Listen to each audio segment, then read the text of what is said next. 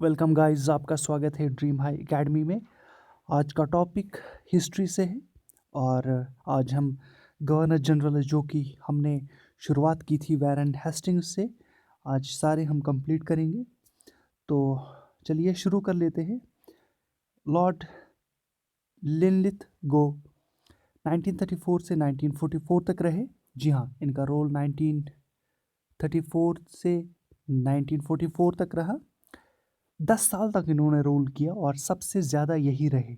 Governor general के post में सबसे ज़्यादा लॉर्ड लिनलिथ रहे। ये क्वेश्चन पूछा जा सकता है कि कौन से गवर्नर जनरल है जिन्होंने रूल किया ज़्यादा समय तक, तो ये लॉर्ड लिनलिथ है।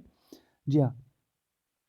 तो इसके दौरान क्या चीज़ें हुई जो इम्पोर्टेंट है, सबसे ज़रूरी चीज़ है कि इम्पोर्टेंट क्या क्या चीज़ें हुई, वही यहाँ पे हमें डिस्कस करना है।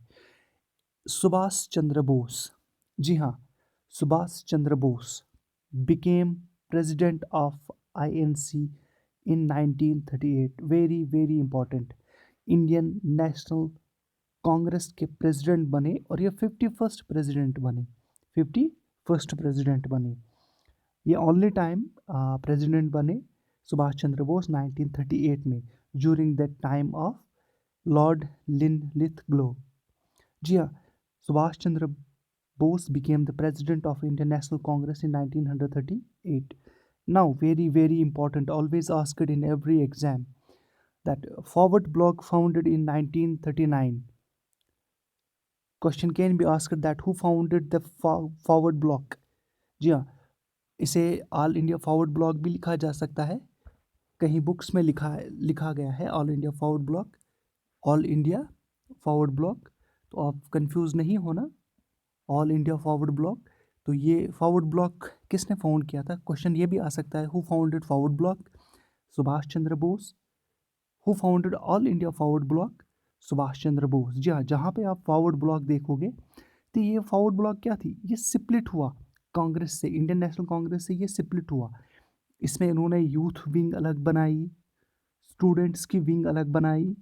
उतना डिटेल में जाने की ज़रूरत नहीं है, लेकिन आपको ये पता होना चाहिए कि ये फॉरवर्ड ब्लॉक क्या था। एक पार्टी थी, आप सिंपली आप मानिए ये एक पार्टी थी फॉरवर्ड ब्लॉक, अलग एक पार्टी, ये स्प्लिट हुई इंडियन नेशनल कांग्रेस से। तो उसके बाद आगे इन 1939, जी हाँ, इन 1939, ये कब बनी थी? In 1939, during the time of Lord Linlithgow. जी हाँ, चलिए आगे बढ़ते हैं। लॉर्ड वेवल, लॉर्ड वेवल, जी हाँ, लॉर्ड वेवल का दौर 1943 से लेके 1947 तक होता है और इसके दौर में क्या क्या चीज़ें होती हैं वो भी हम डिस्कस कर लेते हैं।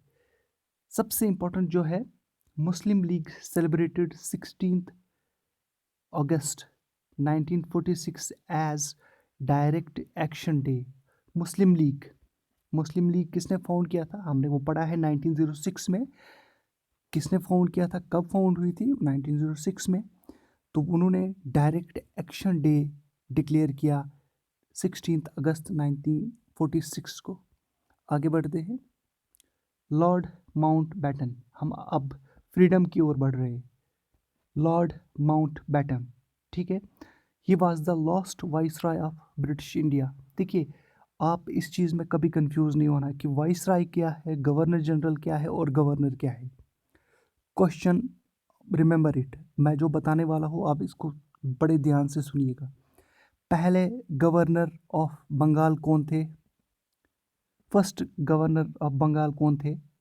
फर्स्ट गवर्नर ऑफ बंगाल कौन थे? Warren Hastings. जी हाँ, वैरन हेस्टिंग्स। जी हाँ, Warren Hastings. Last governor of Bengal कौन थे? Lord William Bentinck. जी हाँ, first governor general of India कौन थे? जी हाँ, यहाँ पे याद रखिएगा, लास्ट गवर्नर ऑफ बंगाल कौन थे? Lord William Bentinck.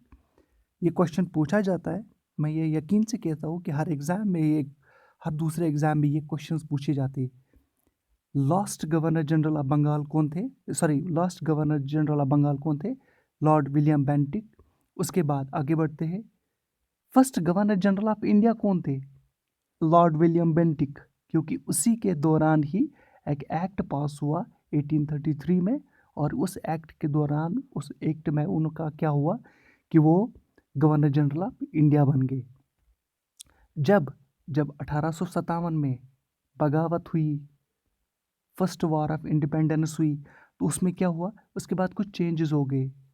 यहाँ पे चेंज अब ये हुआ कि लॉर्ड, उस वक्त लॉर्ड कैनिंग जो थे वो गवर्नर जनरल थे। Lord Canning last governor general of India बन गए और first vice Roy of India बन गए, यानी एडिशनल टाइटल दिया गया, एडिशनल टाइटल ऐड किया गया। First who became the first vice Roy of India, Lord Canning, हमने वो पढ़ा है। Who became the last governor general of India, Lord Canning. काफ़ी कंफ्यूजिंग है ये, जी हाँ, काफ़ी इजी बना लेता हूँ मैं। Lord Canning first governor, first vice Roy of British India. अब यहाँ पे कंफ्यूज नहीं होना आप। अब यहाँ पे लॉर्ड माउंट बैटन है, जी हाँ, last vice Roy of British India. आपने खुद देखा पहले वाइस रॉय कौन थे, लॉर्ड कैनिंग, जी हाँ, बिल्कुल easy. First governor general of free India. अब तो इंडिया आज़ाद हो गया, ये 1947 की बात है। अब ये इंडिया आज़ाद हो गया, इंडिया बिल्कुल आज़ाद हो गया। और आज़ाद होने के साथ साथ लेकिन ब्रिटिशर्स ने एक चीज़ कहा कि हमारे गवर्नर जनरल तो हमारा ही होगा। और पहला गवर्नर जनरल कौन है फ्री इंडिया का, lord Mountbatten. First governor general of free India, lord Mountbatten, remember it. First governor general of free India. जब मुल्क आज़ाद हुआ उसके बाद लॉर्ड माउंट बैटन को कुछ काम सौंपा गया कि आप इंडिया और पाकिस्तान को इक्वली डिवाइड कीजिए। कुछ चीज़ें थी जो डिस्प्यूटेड थी, उसको आप बराबर तरीके से आप डिस्ट्रीब्यूट कीजिए, जो कि नहीं हो पाई उतनी अच्छी तरह से, क्योंकि काफ़ी हालात ख़राब हो गए उस दौरान 1947 में। लेकिन जो कि ब्रिटिशर्स का एक मकसद था कि डिवाइड एंड रूल पॉलिसी पे वो रूल करना चाहते थे, और वो अब उसमें काफ़ी हद तक कामयाब रहे थे।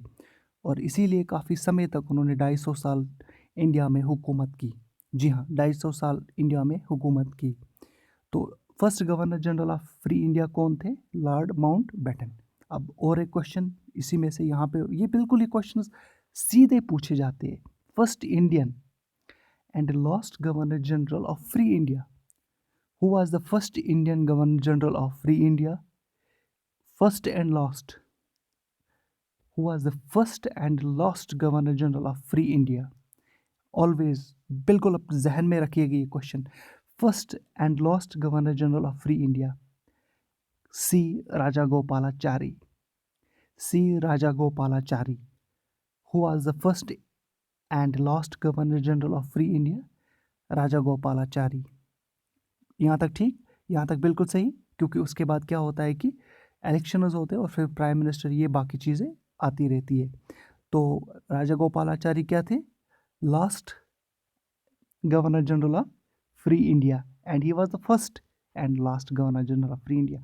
अब आगे बढ़ते हैं हम। कुछ एक्ट्स की बात कर रहा था मैं। हम लोग अपनी सीरीज़ जो है गवर्नर जनरल्स की वो अब कंप्लीट कर चुके हैं। अब यहाँ पे हम एक्ट पढ़ेंगे। Indian councils act, Indian councils act of 1909, या ये इसको और एक नाम भी दिया जाता है the Morley, Minto Morley reforms. Minto Morley reforms. Minto was the governor general, he was the Minto second, okay.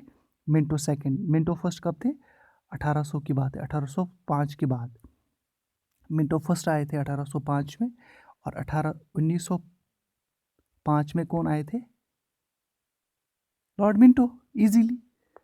तो उसमें क्या चीज़ें हुई, अब उन्होंने कुछ रिफॉर्म्स किए, वेरी वेरी इंपॉर्टेंट। यहाँ पे मैंने लिखा है very very important. Why it is very important, now I will tell you that number of elected members in the imperial and provincial legislative council were increased. कुछ members थे, पहले हुआ करते थे 16, अब 60 किए गए। पहले कितने हुआ करते थे 16, अब कितने किए गए 60। तो इंपीरियल जो प्रोविंशियल लेजिस्लेटिव था काउंसिल, उसको इंक्रीज किया गया। Very very important, separate electorate introduced for Muslims.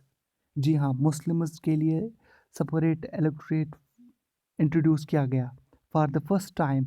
Separate electorate introduced for Muslims. यही मैं बता रहा था कि डिवाइड एंड रूल करना चाहता था मुस्लिम्स और हिंदूज के बीच में।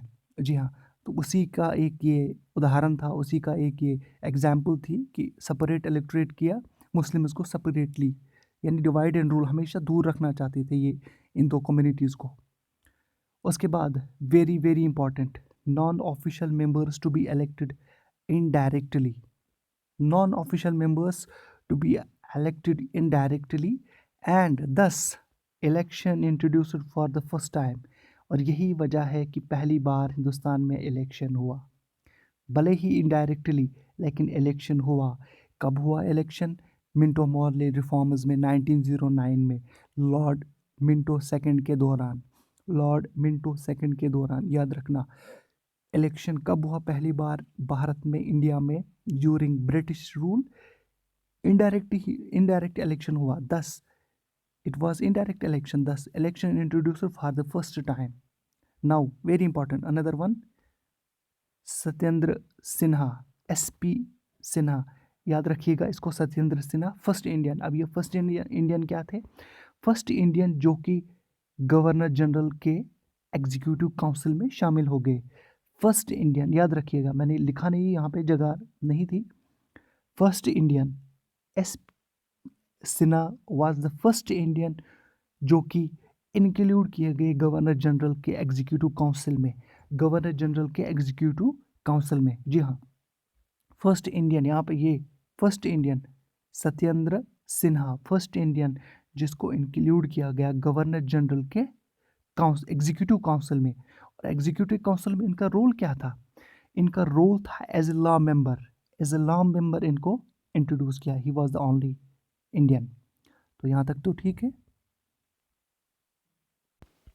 जी हाँ, तो SP जो सत्येंद्र सिन्हा क्या बने? As a law member. कहाँ पे? गवर्नर जनरल के एग्जीक्यूटिव काउंसिल में। आप इसको रिपीट कीजिए 2-3 दफ़ा। तो ये एक इम्पॉर्टेंट पोर्शन था, चैप्टर था। तो हमने आज गवर्नर जनरल का जो भी, जितने भी गवर्नर जनरल हैं, हमने कंप्लीट किया।